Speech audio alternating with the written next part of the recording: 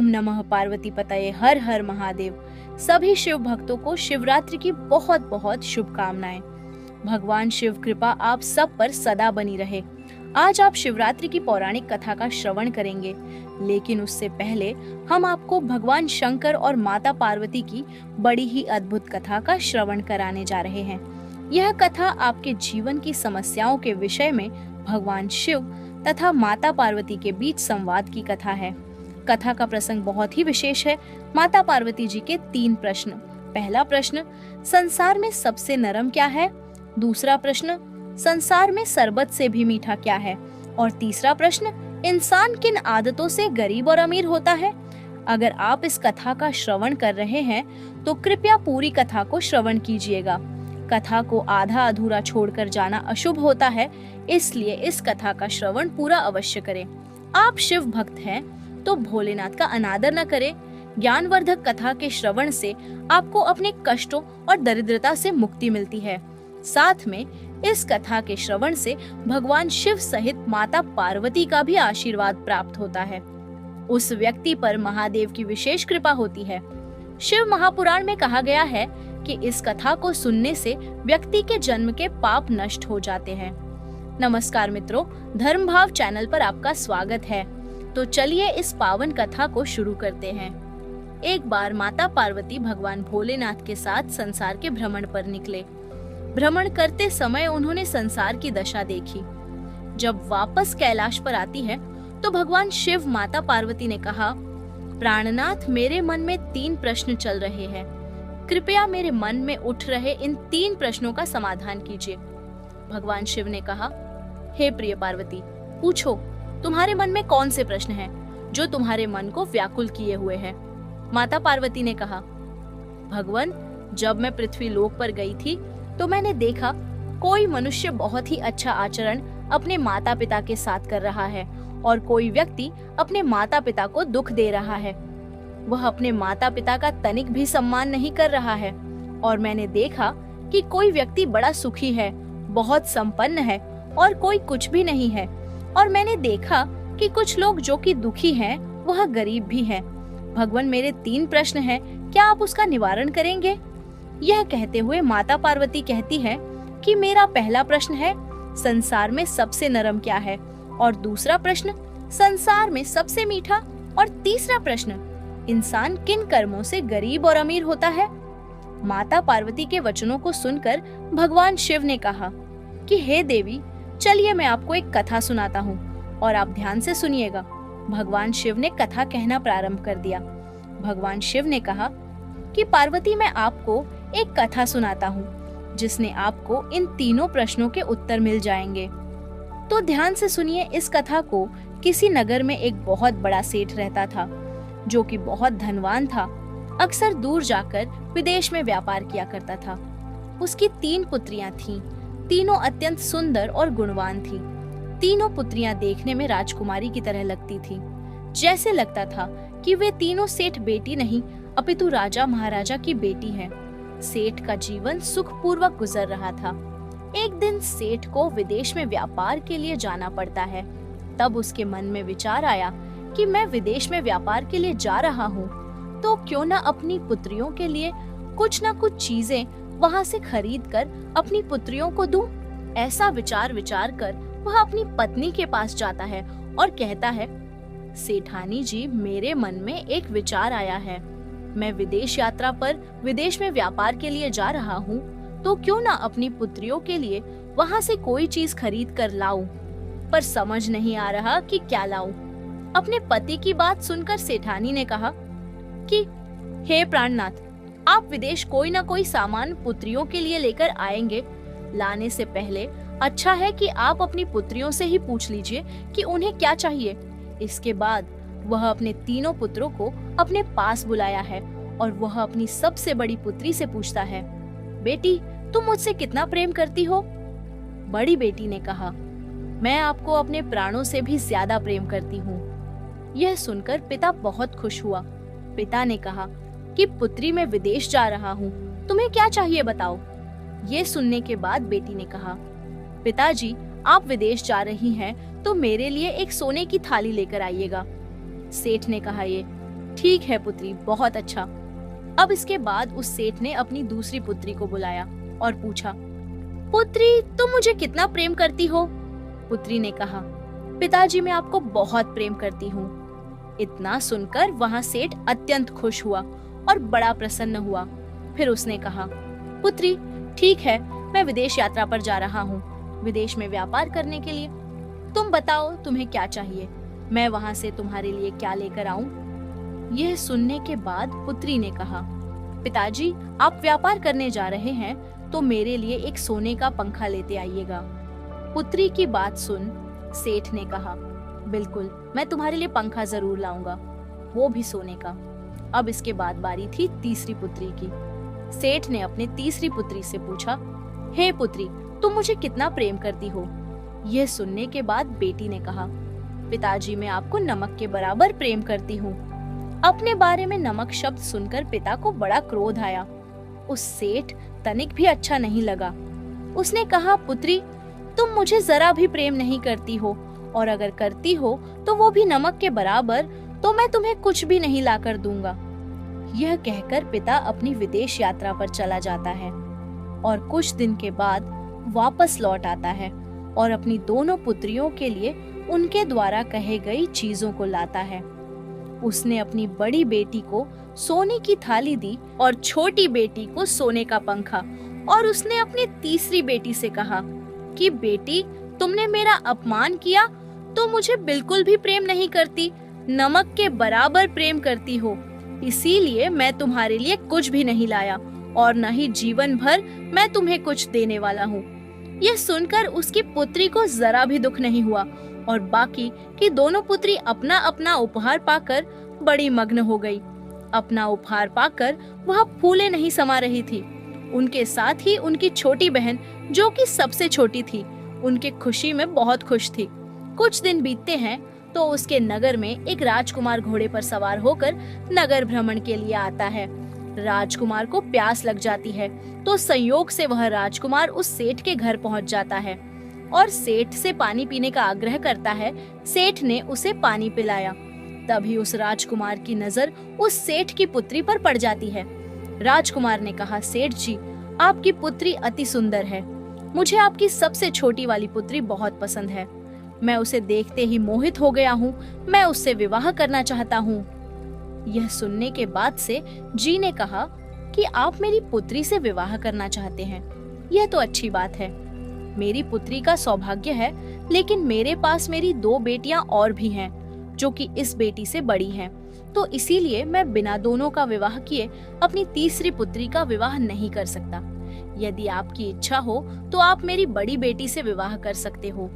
आगे भगवान शिव ने कहा कि हे पार्वती तुम सो मत जाना, मेरी बातों को ध्यान से सुनना। पार्वती जी बोली, हे भगवान मैं आपकी कथा को बड़े ध्यान से सुन रही हूँ। आगे भगवान शिव ने कहा, उस राजकुमार ने कहा कि सेठ जी मैं आपकी बड़ी पुत्री से विवाह तो कर लूं, लेकिन इससे पहले मुझे अपने माता पिता की आज्ञा लेनी होगी। इसके लिए मुझे आपकी पुत्री को अपने साथ राजमहल में ले जाना होगा। यदि मेरे पिताजी ने आपकी पुत्री को पसंद कर लिया तो मैं आपकी पुत्री से विवाह कर लूंगा। तब इसके लिए से तैयार हो जाता है। सेठ ने कहा कि राजकुमार मुझे आपके ऊपर पूर्ण विश्वास है, आप इस नगर के होने वाले महाराज हो, इसीलिए आप मेरी बड़ी पुत्री को अपने साथ लेकर जा सकते हैं। यह सुनकर बड़ी पुत्री अपने पिता की आज्ञा पाकर उस राजकुमार के साथ उसके महल में चली जाती है। बड़े सम्मान से बहुत नरम बिस्तर पर बैठा देता है, महल में ले जाकर उसका खूब आदर सत्कार करता है। उस राजकुमार ने उस लड़की को एक बहुत ही नरम और मुलायम बिस्तर पर बैठने के लिए कहा। वह लड़की उस बिस्तर पर बैठ गई और बड़ी ही आनंदित हो उठी। उसे बिस्तर बड़ा ही नरम लगा।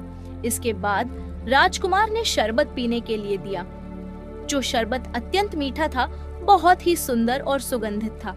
अब लड़की शरबत पीकर बहुत आनंदित हो जाती है। आगे राजकुमार ने उस लड़की से पूछा कि हे कन्या, तुम मुझे ये बताओ कि क्या आज से पहले तुम इतने नरम बिस्तर पर बैठी थी? लड़की ने कहा, नहीं, मैं आज से पहले इतने नरम बिस्तर पर नहीं बैठी हूँ, ये बिस्तर अत्यंत ही नरम है। तब राजकुमार ने कहा, अच्छा तुम मेरे दूसरे प्रश्न का उत्तर दो। क्या आज से पहले तुमने इतना सुंदर और सुगंधित मीठा शरबत पिया है? यह सुनकर उस लड़की ने कहा, नहीं राजकुमार, आज से पहले मैंने इतना सुगंधित और मीठा शरबत नहीं पिया है। उस राजकुमार ने कहा कि हे कन्या, तुम मेरी पत्नी और इस राज्य की रानी बनने के योग्य नहीं हो। जो कन्या आज से पहले इतना मीठा शरबत नहीं पी हो, जो कन्या आज से पहले इतना नरम बिस्तर पर बैठी ना हो, उसके साथ विवाह नहीं कर सकता। तुम मेरी रानी बनने के योग्य ही नहीं हो। यह कहने के बाद राजकुमार उस लड़की को उसके पिता के घर छोड़ देता है और सेठ से कहता है, सेठ जी, अब मैं आपकी दूसरी पुत्री को अपने साथ ले जाना चाहता हूँ। आपकी बड़ी पुत्री मेरी परीक्षा में असफल रही, इसीलिए मैं आपके बीच वाली पुत्री का परीक्षा लेना चाहता हूँ। यदि वह इस परीक्षा में उत्तीर्ण हो गई तो वह मेरी महारानी बन सकती है। यह सुनकर उससे ने राजकुमार के साथ अपनी पुत्री को भेज दिया। राजकुमार उस दूसरी लड़की को भी अपने साथ राजमहल में ले जाता है। उसी प्रकार से उसे शरबत देता है और नरम बिस्तर पर बैठाता है। और फिर अंत में राजकुमार ने उस लड़की से पूछा, हे सेठ कन्या, क्या तुम आज से पहले इतना मीठा शरबत पी हो और इतने नरम बिस्तर पर बैठी हो? यह सुनने के बाद उस लड़की ने कहा, नहीं राजकुमार, आज से पहले मैं इतने नरम बिस्तर पर नहीं बैठी हूँ और आज से पहले मैंने इतना बढ़िया और सुगंधित शरबत नहीं पिया था। तब माँ पार्वती जी ने भगवान शिव से पूछा, तो प्रभु आगे क्या हुआ? भगवान शिव ने कहा, हे पार्वती, आगे सुनो। उस राजकुमार ने उस लड़की से कहा कि ये सेठ कन्या, तुम मेरी पत्नी बनने के योग्य नहीं हो। जो लड़की आज तक इतना मीठा शरबत नहीं हो और मैं नरम बिस्तर पर नहीं बैठी हो, इस राज्य की महारानी बनने के योग्यता नहीं है। तुम मेरी परीक्षा में असफल रही। यह कहकर वह राजकुमार उससे के पास जाता है और उस लड़की को ससम्मान सेठ के घर पहुंचा देता है और उससे कहता है, सेठ जी, मैं अब आपकी तीसरी पुत्री को अपने साथ ले जाना चाहता हूँ। वह सेठ अपनी तीसरी पुत्री को उस राजकुमार के साथ विदा कर देता है। राजकुमार उस लड़की को अपने साथ ले जाता है और ठीक उसी प्रकार जिस प्रकार से अन्य दो बहनों उसने यहाँ सवाल किया था, उस लड़की से भी यही सवाल करता है और वैसे ही सब कुछ पूछता है। उसने उस लड़की को नरम बिस्तर पर बैठाया और बढ़िया मीठा मीठा शरबत पीने को दिया और फिर उसने सेठ कन्या से कहा कि तुम मेरे सवालों का उत्तर दो। मेरा पहला सवाल है, क्या तुम आज से पहले इतने नरम बिस्तर पर बैठी हो और क्या तुम आज से पहले इतना मीठा शरबत पी हो? यह सुनकर उस लड़की ने मुस्कुराते हुए कहा, राजकुमार, मैं आज से पहले भी इतने नरम बिस्तर पर बैठ चुकी हूँ और वह चीज है मेरी माँ की गोद, क्योंकि माँ की गोद दुनिया में सबसे नरम जगह है जहाँ व्यक्ति बहुत ही सुकून का अनुभव करता है। मेरी माँ की गोद इस संसार में सबसे नरम है, जिसकी गोद में मैंने खेलकर अपना बचपन बिताया। मुझे इसके बाद नरम जगह कहीं नहीं मिली। मेरी माँ की गोद सबसे नरम है। यह सुनने के बाद राजकुमार बड़ा प्रसन्न हुआ। उसने कहा, अच्छा तो हमारे दूसरे सवाल का जवाब दीजिए। आगे लड़की ने कहा कि राजकुमार, मैंने आज से पहले इससे भी मीठा शरबत पिया है। वह शरबत और कुछ नहीं, मेरी माँ का दूध है, क्योंकि इस संसार में एक शिशु के लिए माँ का दूध सर्वोपरि है, अमृत समान है। अगर वह अमृत है तो संसार में सबसे मीठा है और जीवात्मा के प्राण को सींचने वाला है। मैंने इस संसार के सबसे मीठा शरबत अपनी माँ के दूध को पिया है। यह सुनने के बाद राजकुमार इतना प्रसन्न हुआ कि उसे अपनी खुशी का ठिकाना ही नहीं रहा। उसे अपनी योग्य पत्नी मिल चुकी थी, उसे उस राज्य की महारानी मिल गई थी। उस राजकुमार में सेठ की आज्ञा से उस लड़की से विवाह कर लिया। तीसरी सबसे छोटी बेटी अब महारानी बन चुकी थी और जब वह महारानी बन जाती है तो उसने अपने पिता को अपने घर भोजन पर बुलाया। फिर माता पार्वती जी ने भगवान शंकर से कहा, वे हे भोलेनाथ, आगे क्या हुआ? भगवान शिव ने कहा, महारानी बेटी ने अपने पिता को भोजन पर बुलाया। तब उसने भोजन में सभी सब्जियों को मीठा बनाया। उसने किसी भी सब्जी में नमक नहीं डलवाया था और बहुत ही अधिक मात्रा में मेवा मिश्री तथा अन्य प्रकार की चीजें डलवाकर भोजन को तैयार करवाया था। अब से अपनी पुत्री के घर भोजन पर आता है। उसने जैसे ही सब्जी को चखा, उसके मुंह का स्वाद बिगड़ गया बहुत झल्ला उठा। बारी बारी करके उसने अनेक सब्जियों को चखा, लेकिन उसका स्वाद उसे अच्छा नहीं लगा, क्योंकि उसमें नमक नहीं था। भले ही उस सब्जी में कितनी प्रकार की मेवा मिश्री डाली गई है, लेकिन वह सब्जी बिना नमक बेकार थी और बहुत ही बेस्वाद थी। इस प्रकार वह सेठ झल्ला उठता है। उसे बड़ा क्रोध आता है। उसने राजकुमार से कहा, राजकुमार, कैसा मजाक है? मुझे भोजन पर बुलाया है और किस प्रकार की सब्जियां मुझे खाने को दी है? राजकुमार ने कहा, सेठ जी, यह भोजन मैंने नहीं, आपकी पुत्री ने तैयार करवाया है। उसी के कहने पर सभी सब्जियों में नमक नहीं डाला गया। यह सुनकर सेठ अपनी पुत्री के पास जाता है और पूछता है, पुत्री, तुम मुझसे किस बात का बदला ले रही हो और बिना नमक की सब्जी, इसका कारण क्या है? उसकी पुत्री ने कहा कि पिताजी, आपको याद है जब आप व्यापार के लिए यात्रा पर गए थे तो आपने मुझसे पूछा था कि मैं आपसे कितना प्रेम करती हूँ। तो मैंने कहा था कि नमक के बराबर। तब आपने मेरा अपमान किया था, मेरे लिए कुछ भी नहीं लाए। तब पिताजी, आप मेरी बातों को समझ ही नहीं पाए थे। आपको मैं उसी नमक की भांति प्रेम करती हूँ, अर्थात आपके बिना मेरा जीवन अधूरा है। आप ही मेरे लिए सर्वत्र है, बहुत प्रिय है। उसी सब्जी के समान, जिस सब्जी में नमक नहीं डाला गया तो उसका कोई महत्व नहीं, उसी प्रकार आप मेरे लिए बहुत महत्वपूर्ण हैं।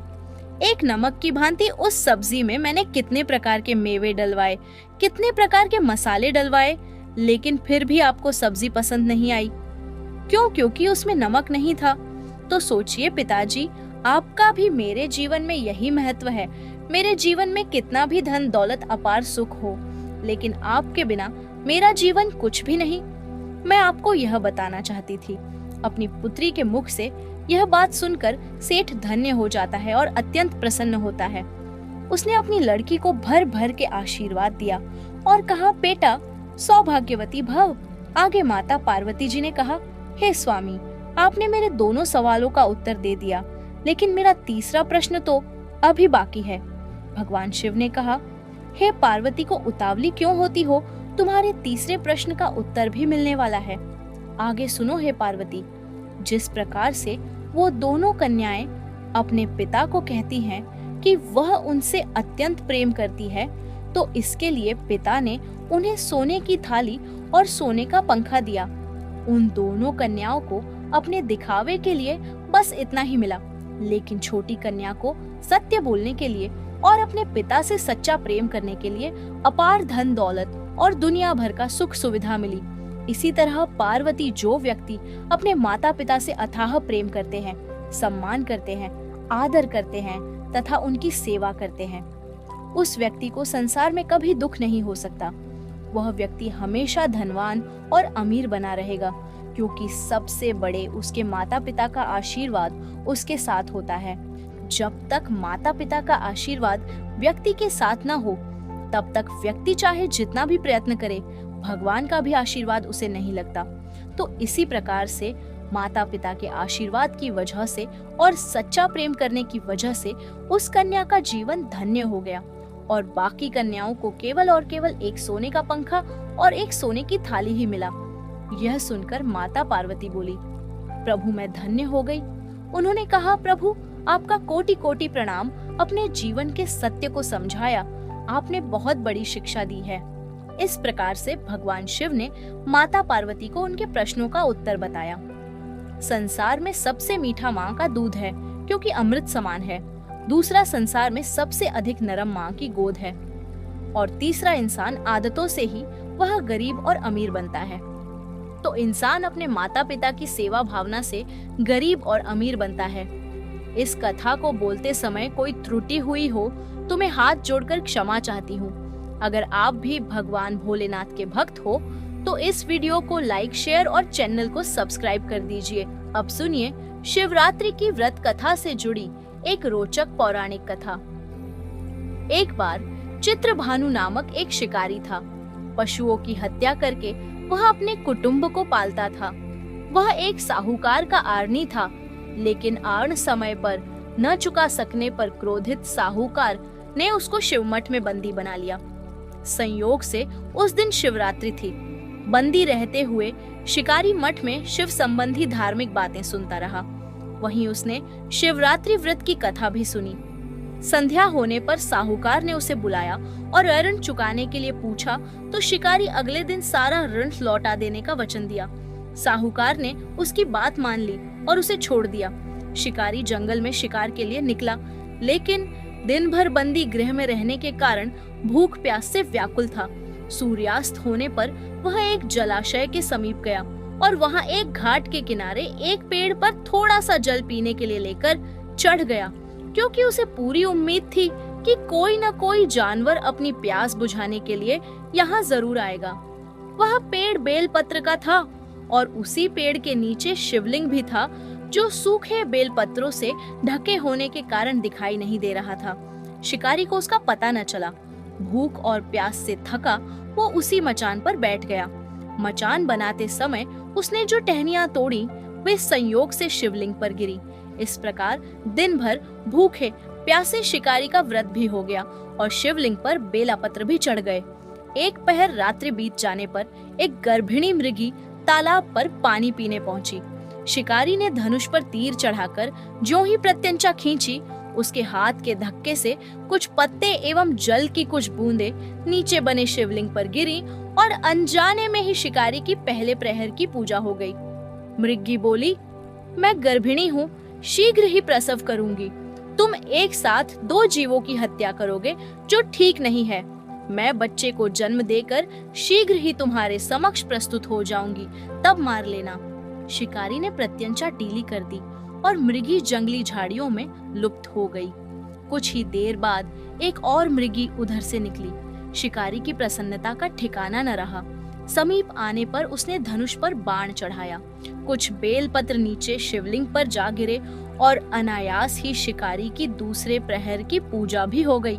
तब उसे देख मृगी ने विनम्रता पूर्वक निवेदन किया कि मैं थोड़ी देर पहले रतु से निवृत्त हुई हूँ, कामातुर विरहिणी हूँ, अपने प्रिय की खोज में भटक रही हूँ। मैं अपने पति से मिलकर शीघ्र ही तुम्हारे पास आ जाऊंगी। शिकारी ने उसे भी जाने दिया। 2 बार शिकार को खोकर वह चिंता में पड़ गया। रात्रि का आखिरी पहर बीत रहा था। तभी एक अन्य मृगी अपने बच्चों के साथ उधर से निकली। शिकारी धनुष पर तीर चढ़ाकर छोड़ने ही वाला था कि मृगी बोली, मैं इन बच्चों को इनके पिता के हवाले करके लौट आऊंगी। इस समय मुझे मत मारो। शिकारी हंसा और बोला, सामने आए शिकार को छोड़ दूं, मैं ऐसा मूर्ख नहीं। इससे पहले मैं 2 बार अपना शिकार खो चुका हूँ। मेरे बच्चे भूख प्यास से तड़प रहे होंगे। उत्तर में मृगी ने फिर कहा, जैसे तुम्हें अपने बच्चों की ममता सता रही है, ठीक वैसे ही मुझे भी इनकी फिक्र है। इसलिए सिर्फ बच्चों के नाम पर मैं थोड़ी देर के लिए जीवन दान मांग रही हूँ। मेरा विश्वास करो, मैं इन्हें इनके पिता के पास छोड़कर तुरंत लौटने की प्रतिज्ञा करती हूँ। मृगी का दीन स्वर सुनकर शिकारी को उस पर दया आ गई। उसने उस मृगी को भी जाने दिया। शिकार के अभाव में बेल वृक्ष पर बैठा शिकारी बेलपत्र तोड़ तोड़ कर नीचे फेंकता जा रहा था। उसकी तीसरे प्रहर की पूजा भी स्वतः ही संपन्न हो गई। पौ फटने को हुई तो एक हृष्ट पुष्ट मृग उसी रास्ते पर आया। शिकारी ने सोच लिया कि जिसका शिकार वह अवश्य करेगा। शिकारी की तनी प्रत्यंचा देखकर मृग विनीत स्वर में बोला, भाई, यदि तुमने मुझसे पूर्व आने वाली 3 मृगियों तथा छोटे छोटे बच्चों को मार डाला है, तो मुझे भी मारने में विलंब न करो, ताकि मुझे उनके वियोग में एक क्षण भी दुख न सहना पड़े। मैं उन मृगियों का पति हूँ। यदि तुमने उन्हें जीवन दान दिया है, तो मुझे भी कुछ क्षण का जीवन देने की कृपा करो। मैं उनसे मिलकर तुम्हारे समक्ष उपस्थित हो जाऊंगा। मृग की बात सुनकर शिकारी ने सारी कथा मृग को सुना दी। तब मृग ने कहा, मेरी 3 पत्नियां जिस प्रकार प्रतिज्ञाबद्ध होकर गई है, वे मेरी मृत्यु से अपने धर्म का पालन नहीं कर पाएंगी। अतः जैसे तुमने उन्हें विश्वास पात्र मानकर छोड़ा है, वैसे ही मुझे भी जाने दो। मैं उन सब के साथ तुम्हारे सामने शीघ्र ही उपस्थित होता हूँ। उपवास, रात्रि जागरण तथा शिवलिंग पर बेलपत्र चढ़ने से शिकारी का हिंसक हृदय निर्मल हो गया था। उसमें भगवत शक्ति का वास हो गया था। उसके हाथ से धनुष तथा बाण छूट गया और उसने मृग को जाने दिया। थोड़ी ही देर बाद वह मृग परिवार शिकारी के समक्ष उपस्थित हो गया, ताकि वह उनका शिकार कर सके। किंतु जंगली पशुओं की ऐसी सत्यता, सात्विकता एवं सामूहिक प्रेम भावना देखकर शिकारी को बड़ी ग्लानि हुई। उसके नेत्रों से आंसुओं की झड़ी लग गई। उस मृग परिवार को न मारकर शिकारी ने अपने कठोर हृदय को जीव हिंसा से हटा सदा के लिए कोमल एवं दयालु बना लिया। देवलोक से समस्त देव समाज भी इस घटना को देख रहे थे।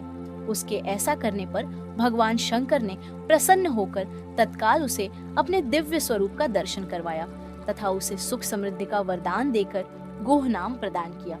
यही वह गुह था जिसके साथ भगवान श्री राम ने मित्रता की थी। इस प्रकार महाशिवरात्रि पूजन पौराणिक व्रत कथा समाप्त हुई। ओम नमः पार्वती पतये, हर हर महादेव।